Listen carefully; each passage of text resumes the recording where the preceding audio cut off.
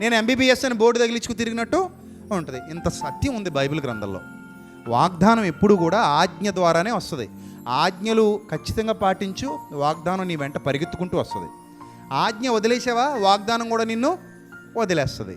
వాగ్దానం నిన్ను వదలకూడదు అనుకుంటే ఆజ్ఞలను వదలకూడదు. నా పాయింట్ అర్థమైందా?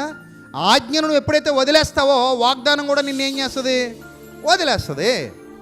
అందుకే మాయ మాటలు నమ్మి మోసపోకండి. అలా కాకుండా ఈ మనకున్న ఇగో ఇలా తీస్తాం అనుకొని ఏదో మంత్రం చదివి ఇలా తెలుస్తాం, ఏదొస్తే అది నీదంట. బుద్ధి ఉండక్కర్లా, ఏదొస్తే అది మంది ఎందుకు అవుతుంది?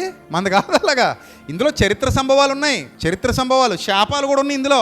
శాపాలు లేవా? మీరు ద్వితీయోపదేశకాండంలో చదవండి, శాపాలు కనబడతాయి. ఇర్మియా గ్రంథంలో చదవండి, శాపాలు. యెహెజ్కేలు గ్రంథంలో శాపాలు, యెషయా గ్రంథంలో కూడా శాపాలు ఉన్నాయి. ఇన్ని శాపాలు పెట్టుకుని ఏదొస్తే అది నాదంటే మరి శాపాలు కూడా ఈయన ఇశ్రాయేలీయులకి ఇచ్చాడా? ఎందుకు ఇచ్చాడు వాళ్ళకి శాపాలు? తప్పు చేసినప్పుడు. మరి ఒప్పు చేస్తే ఆశీర్వాదం ఉంది. తీసిందల్లా నీది కాదు. సందర్భాన్ని బట్టి ఏది నీది, ఏది నీది కాదు, ఏది నీకు అప్లై అవుతుంది, ఏది నీకు అప్లై అవ్వదు, ఇవి తెలుసుకొని ఆలోచించాలి. అర్థమైందా? ఎవరో ఏది పడితే అది తీసేసుకుని అమ్మయ్య. మనకు కొంతమంది ఎలా ఉంటారో తెలుసా? తీసిన తర్వాత చూసుకుంటారు, సెట్ అవ్వలేదనుకో, పాస్టర్ గారు ఎలా రండి అని చెప్పి మళ్ళీ పడేసి గిలగిలగిలగిలకి తిప్పి ఇంకోటి తిస్తారు. ఏమన్నా అర్థం ఉందా ఇది? ఇప్పుడు ముందు వచ్చింది ప్రాక్టికల్గా ఆలోచించుకుంటే ముందు వచ్చిందే కదా నీది కదా. మళ్ళీ అది పడేసామంటే దాని అర్థం ఏంటి? మనకు నచ్చలేదు అది. ఏంటి వాగ్దానాల్లో కూడా ఆప్షన్స్ ఉంటాయన్నమాట. దేవుని మాటల్లో కూడా నీకు ఏముంటాయి? చీరలు కొనుక్కోవడానికి షాప్కి వెళ్ళినప్పుడు నీకు చీర నచ్చకపోతే పక్కన పడితే ఇంకోటి తీసుకో. ఎందుకంటే అక్కడ గుట్టలు చీరలు ఉంటాయి, అమ్ముకునేవాడు అన్ని అమ్మకానికి పెట్టాడు కాబట్టి. వాగ్దానాలు అమ్మకం ఏందిరా నాయన? వాగ్దానం అమ్మడానికి నువ్వెవడు, నేనెవడు? వాగ్దానం ఇచ్చేది ఎవరు? పాస్టర్ గారా, దేవుడా? మరి నువ్వెవడు అమ్మేయడానికి?